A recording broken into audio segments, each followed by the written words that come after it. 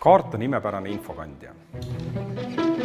Kaardil põimuvad meie teadmised, tehnoloogia, kultuur ja kunst.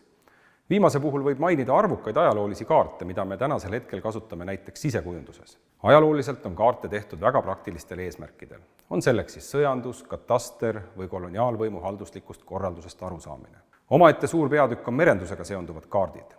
Kõikjalt kumab läbi teema praktilisus ja konkreetne eesmärk. Kartograafia ajalugu vaadates peame siiski ka tõdema, et enamasti olid kaardid salajased, sest sisaldasid sageli informatsiooni, mis polnud vajalik vaenlase silmadele. Iga kaardi tegemisele kulus tohutult palju aega ning andmete kogumine oli vaevarikas töö. Näiteks võime vaadata August Tammekannu koostatud Eesti rahvastiku punktkaarti. Algselt rahvaloenduse tulemustest tekkinud tabelitest tuli koostada andmestik ja see siis kartograafiliselt võimalikult täpselt esitada. Tänasel hetkel oleme infoajastus. Andmete ülekülluses on keeruline otsuseid teha ilma olulisi trende või mustreid nägemata ja seetõttu on visualiseerimine võtmetähtsusega. Näiteks siin tabelis on andmed Eesti rahvastiku tiheduse kohta ruutkilomeetris. Kokku 25 000 andmekirjet ja me ei suuda siit kiiresti midagi tarka välja lugeda. Kui me aga paneme need andmed kaardile, siis saame väga kiiresti teada, kus on rahvastikutihedus suur ja kus väike.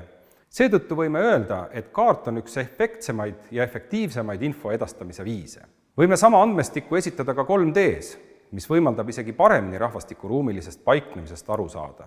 Näeme, kui tugevalt kerkivad esile linnad ning eriti Tallinn. Tänapäeval on suur osa kaarte interaktiivsed, mis võimaldavad otse veebis päringuid teha ja nii võime siin täpselt tuvastada, kui palju inimesi kuskil elab. Kaartidel on võimalik näidata ka ajalist muutust.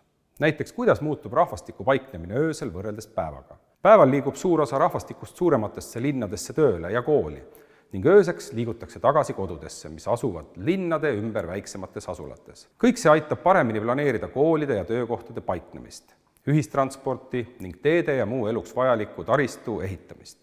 Kokkuvõttes võime öelda, et kuigi ajas on kaartide valmistamine ja kasutamine väga palju muutunud, siis on nad endiselt üliolulised, aitamaks meil mõista ühiskonna ruumilist toimimist nii lokaalsel kui globaalsel tasandil.